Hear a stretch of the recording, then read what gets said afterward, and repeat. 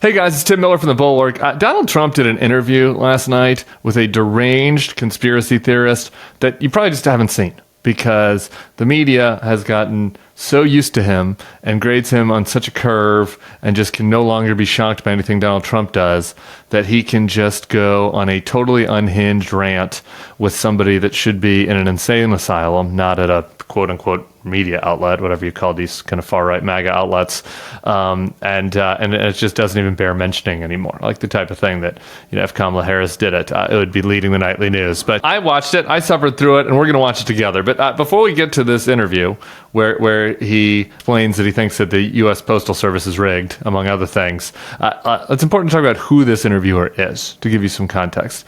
Donald Trump is sitting down with this guy named Wayne Allyn Root. Root, like Trump, got famous in politics by being one of the leading proponents of the conspiracy theory that Barack Obama was not born in the United States. Root claimed that Obama was not ever a student at Columbia University. He said on an interview with Sean Hannity that Obama was a foreign exchange student there. He also claimed Obama was gay. Called him Bathhouse Barry, had some, various sources on that. So this guy we're dealing with. Wasn't just then, that didn't kind of stop back then in 2012, with the birtherism conspiracy that he and Trump shared. There was also the conspiracy around the murder of Seth Rich, the DNC staffer that died in D.C. Wayne Allyn Root said that it was Debbie Wasserman Schultz, Hillary Clinton, Bill Clinton, Donna Brazile, John Podesta, and others that were involved in the murder. He's based out of Vegas, so obviously he had a conspiracy theory about the Las Vegas mass shooting. He said that it was a clearly coordinated Muslim terror attack. He's been banned from Twitter. We can go on and on. All right, so this is the guy we're dealing with. Donald Trump, the nominee for one of the major parties, has decided, I'm going to do an interview with the man that advanced all of these absolutely absurd and racist conspiracies. That it's not just a one-off. It's not like Donald Trump got tricked. At the beginning of the interview, let's listen to what Wayne Allyn Root says. Wayne Allyn Root, this is my 16th interview with the greatest president of my lifetime. 16? We'll have to cut back. This is going to be the best one ever. Yeah, there you go. 16th interview. He's done 16 interviews with this guy.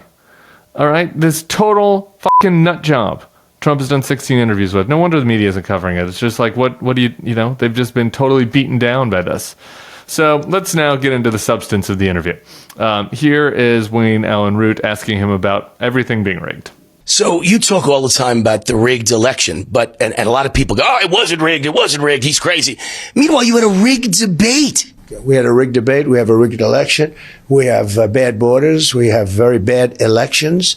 We have a bad voting system. We have mail-in ballots. And, it's very interesting. I read the other day the post office is saying how bad it is. The post office is critiquing themselves, saying we're really in bad shape. We can't deliver the mail. And they're not even talking about mail-in ballots, right?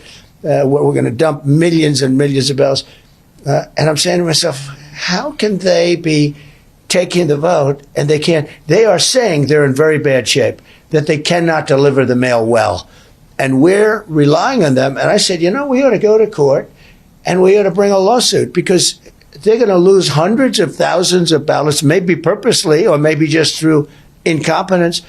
But we have a lot of our votes come in, many, many, big percentage, whatever it may be. But a tremendous percentage, much more than half, come in with the mail-in voting. And we have the post office say they can't do the job. So wouldn't you have to make a change? Well, I mean, it's interesting because I think it was yesterday, the U.S. Postal Service Union endorsed Kamala Harris. So how do you trust an election? How did you trust a debate where the moderator is the sorority sister of Kamala, and now you've got mail-in ballots being trusted into the hands of people that just endorsed Kamala Harris? That union, how do you know there's going to be a clean election? Well, they've always been a very Democrat union. That's the way it is. Right. We have people that like us, too. But it's always been very Democrat. Anytime you have mail-in voting, you're going to have fraud. And even Jimmy Carter said that. He had the Carter Commission, right, where they had some pretty good people, I think Snoop Jackson and some other. All right, so Trump starts by agreeing that the debate is rigged. Again, what is this? What is even the theory here? I get that the moderator also went to a sorority that Kamala went to or something, but it's like, what did she do? What assist did she give? Like the questions were all just, what do you think about inflation? What do you think about immigration? Like, what do you think about the Gaza war? And it wasn't like there were secret questions that Donald Trump couldn't have seen coming. I mean, he was asked a question about immigration, his core issue, and started ranting about how people really do enjoy his rallies. And the crowds do stay there till the end, and people in Springfield are abducting and eating animals. Like that was his answer to a question about immigration, which should have been his easiest question. So like this whole notion the debate is rigged is just fucking absurd. But anyway, so you got that. The debate was rigged, and then Trump takes himself on an aside about how the post office is rigged. The post office. And how the post office is always a bunch of very union Democrats, and who knows what they're doing with the mail. And now he's planning on suing the post office. I just don't think that people have really accepted like how we are staring right down the barrel of this Stop the Steal 2.0. And he's doing the exact same playbook as he did last time, and he's convincing the people that are watching this propaganda that somehow like their mailbox is part of the plot, right? And that we're already going to court. We're already challenging the mail ballots. If he loses, it's because some rogue mailman was throwing ballots in the trash. Like you can already see this coming. You can already see the next Ruby Freeman and Shane Moss. It's going to be a black postal worker somewhere in Georgia or North Carolina, getting blamed because of some grainy video, that shows them like, I don't know, going to get a Chick-fil-A or something, and they're going to claim that the Chick-fil-A bag they stuffed ballots in or some shit. Like you can just see where they're going with this. I mean, he's already suing the post office based on nothing. The post office has said that they're up for this. The head of the post office, Louis DeJoy, was appointed by Trump. Many people on the left have been saying that Biden should have replaced him. Never did. So the whole thing is based on nonsense. And just as like little cherry on top, just as a cherry on top at the very end there. I don't know if you caught it. Well, let's just play it one more time. This is the very end. Anytime you have mail-in voting, you're going to have fraud. And even Jimmy Carter said that. He had the Carter Commission, right, where they had some pretty good people, I think Snoop Jackson and some other. Yeah. Some very, very, very serious people have agreed with Trump on being against mail-in balloting, including Snoop Jackson. Snoop Jackson. I think he was thinking of Scoop Jackson there. I think that was a little mix-up with Snoop Dogg or Snoop Lion. He might have been confused with. But anyway, then he goes on. He gets another question about how we're going to stop the rigged election. What we don't have confidence in is how do we stop a rigged election?